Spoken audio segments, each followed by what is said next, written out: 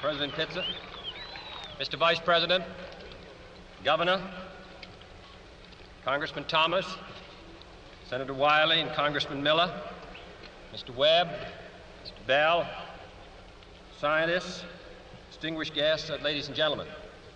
I appreciate your president having made me an honorary visiting professor, and I will assure you that my first lecture will be very brief.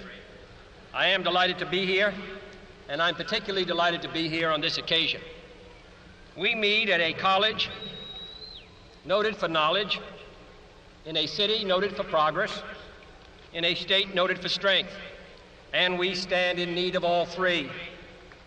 For we meet in an hour of change and challenge, in a decade of hope and fear, in an age of both knowledge and ignorance. The greater our knowledge increases, the greater our ignorance unfolds.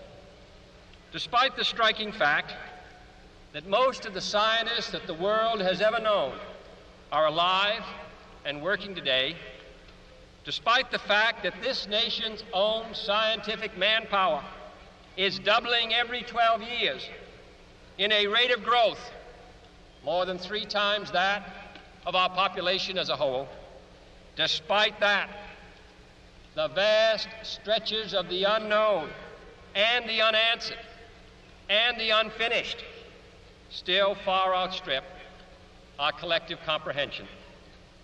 No man can fully grasp how far and how fast we have come. But condense, if you will, the 50,000 years of man's recorded history in a time span of but a half a century. Stated in these terms, we know very little about the first 40 years, except at the end of them, advanced man had learned to use the skins of animals to cover them. Then about 10 years ago, under this standard, man emerged from his caves to construct other kinds of shelter. Only 5 years ago, man learned to write and use a cart with wheels. Christianity began less than 2 years ago. The printing press came this year. And then less than 2 months ago, during this whole 50-year span of human history, the steam engine provided a new source of power. Newton explored the meaning of gravity. Last month, electric lights and telephones and automobiles and airplanes became available. Only last week did we develop penicillin and television and nuclear power. And now, if America's new spacecraft succeeds in reaching Venus, we will have literally reached the stars before midnight tonight. This is a breathtaking pace, and such a pace cannot help but create new ills as it dispels old. New ignorance, new problems, new dangers. Surely the opening vistas of space promise high costs and hardships, as well as high reward.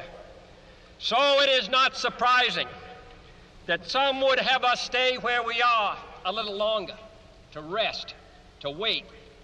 But this city of Houston, this state of Texas, this country of the United States was not built by those who waited and rested and wished to look behind them.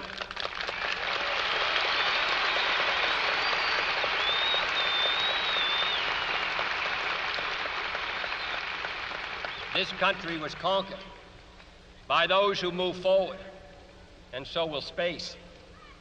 William Bradford, speaking in 1630 of the founding of the Plymouth Bay Colony, said that all great and honorable actions are accompanied with great difficulties, and both must be enterprised and overcome with answerable courage.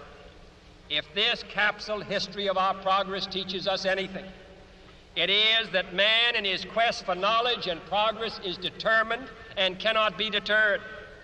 The exploration of space will go ahead, whether we join in it or not. And it is one of the great adventures of all time. And no nation which expects to be the leader of other nations can expect to stay behind in this race for space. Those who came before us made certain that this country rode the first waves of the Industrial Revolution, the first waves of modern invention, and the first wave of nuclear power. And this generation does not intend to founder in the backwash of the coming age of space. We mean to be a part of it. We mean to lead it.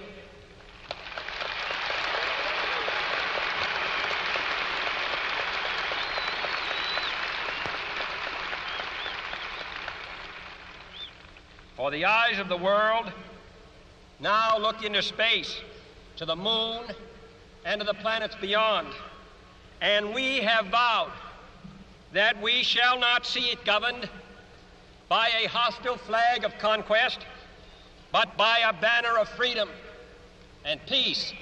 We have vowed that we shall not see space filled with weapons of mass destruction, but with instruments of knowledge and understanding.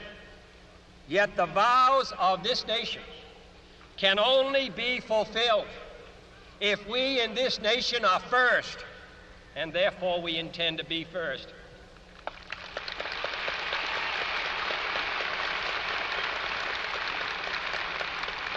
In short, our leadership in science and industry, our hopes for peace and security, our obligations to ourselves as well as others, all require us to make this effort, to solve these mysteries, to solve them for the good of all men, and to become the world's leading spacefaring nation. We set sail on this new sea because there is new knowledge to be gained and new rights to be won, and they must be won and used for the progress of all people. For space science, like nuclear science and all technology, has no conscience of its own. Whether it will become a force for good or ill depends on man. And only if the United States occupies a position of preeminence can we help decide whether this new ocean will be a sea of peace or a new terrifying theater of war. I do not say that we should or will go unprotected against the hostile misuse of space any more than we go unprotected against the hostile use of land or sea. But I do say that space can be explored and mastered without feeding the fires of war, without repeating the mistakes that man has made in extending his writ around this globe of ours. There is no strife, no prejudice, no national conflict in outer space as yet. Its hazards are hostile to us all. Its conquest deserves the best of all mankind, and its opportunity for peaceful cooperation may never come again. But why, some say, the moon? Why choose this as our goal? And they may well ask, why climb the highest mountain? Why, 35 years ago, fly the Atlantic? Why does Rice play Texas? We choose to go to the moon. We choose to go to the moon.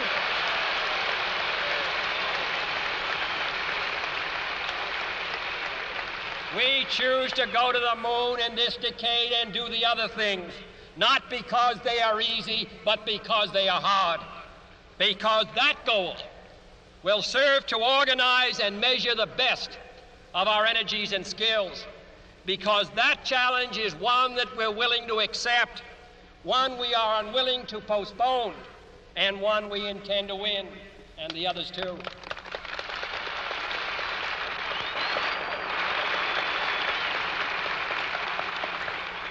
It is for these reasons that I regard the decision last year to shift our efforts in space from low to high gear as among the most important decisions that will be made during my incumbency in the office of the presidency. In the last 24 hours, we have seen facilities now being created for the greatest and most complex exploration in man's history.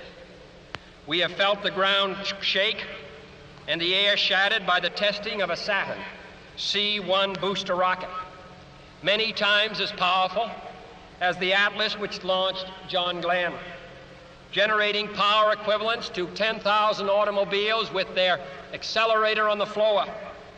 We have seen the site where 5 F-1 rocket engines, each one as powerful as all 8 engines of the Saturn combined, will be clustered together to make the advanced Saturn missile, assembled in a new building to be built at Cape Canaveral, as tall as a 48-story structure, as wide as a city block, and as long as 2 lengths of this field.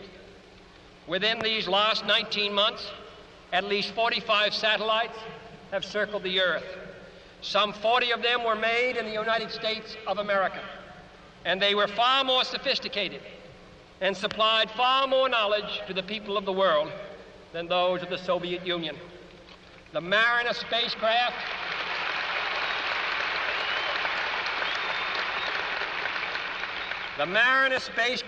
now on its way to Venus is the most intricate instrument in the history of space science. The accuracy of that shot is comparable to firing a missile from Cape Canaveral and dropping it in this stadium between the 40-yard lines. Transit satellites are helping our ships at sea to steer a safer course. Tyrus satellites have given us unprecedented warnings of hurricanes and storms, and will do the same for forest fires and icebergs. We have had our failures, but so have others, even if they do not admit them, and they may be less public. To be sure,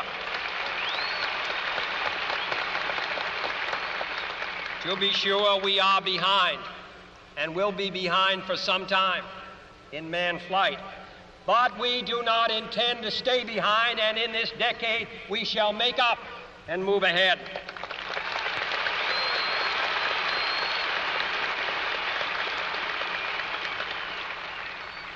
The growth of our science and education will be enriched by new knowledge of our universe and environment, by new techniques of learning and mapping and observation, by new tools and computers for industry, medicine, and the home as well as the school.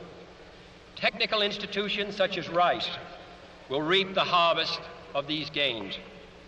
And finally, the space effort itself, while still in its infancy, has already created a great number of new companies and tens of thousands of new jobs.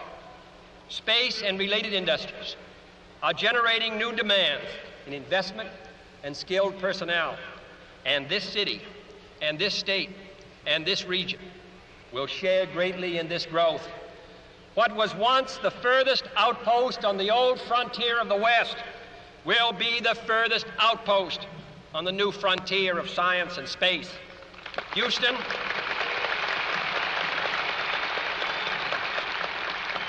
your city of Houston, with its manned spacecraft center, will become the heart of a large scientific and engineering community.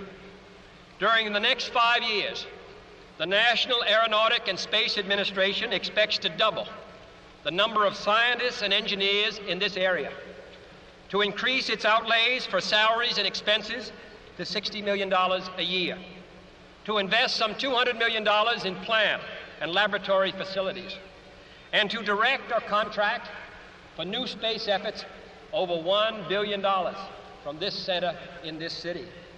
To be sure, all this costs us all a good deal of money. This year's space budget is 3 times what it was in January 1961, and it is greater than the space budget of the previous 8 years combined. That budget now stands at $5.4 billion a year, a staggering sum, though somewhat less than we pay for cigarettes and cigars every year. Space expenditures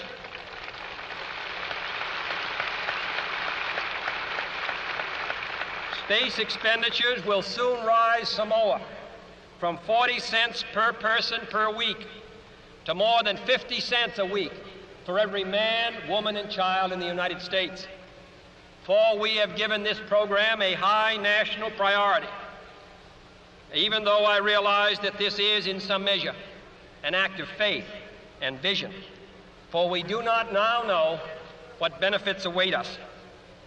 But if I were to say, my fellow citizens, that we shall send to the moon 240,000 miles away from the control station in Houston, a giant rocket more than 300 feet tall, the length of this football field, made of new metal alloys, some of which have not yet been invented, capable of standing heat and stresses several times more than have ever been experienced, fitted together with a precision better than the finest watch, carrying all the equipment needed for propulsion, guidance, control, communications, food, and survival, on an untried mission to an unknown celestial body, and then return it safely to Earth, re-entering the atmosphere at speeds of over 25,000 miles per hour, causing heat about half that on the temperature of the sun, almost as hot as it is here today,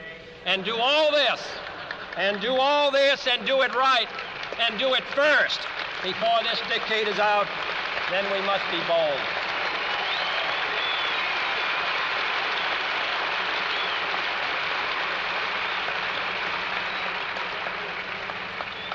I'm the one who's doing all the work, so we just want you to stay cool for a minute. However, I think we're going to do it.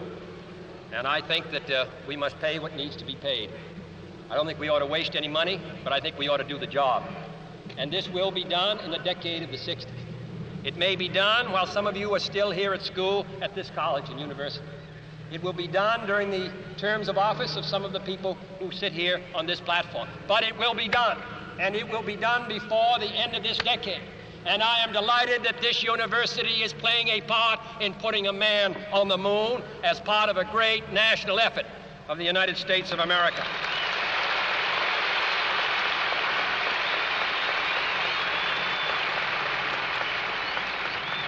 Many years ago, the great British explorer George Mallory, who was to die on Mount Everest, was asked why did he want to climb it. He said, because it is there. Well, space is there, and we're going to climb it. And the moon and the planets are there. And new hopes for knowledge and peace are there. And therefore, as we set sail, we ask God's blessing on the most hazardous and dangerous and greatest adventure on which man has ever embarked. Thank you.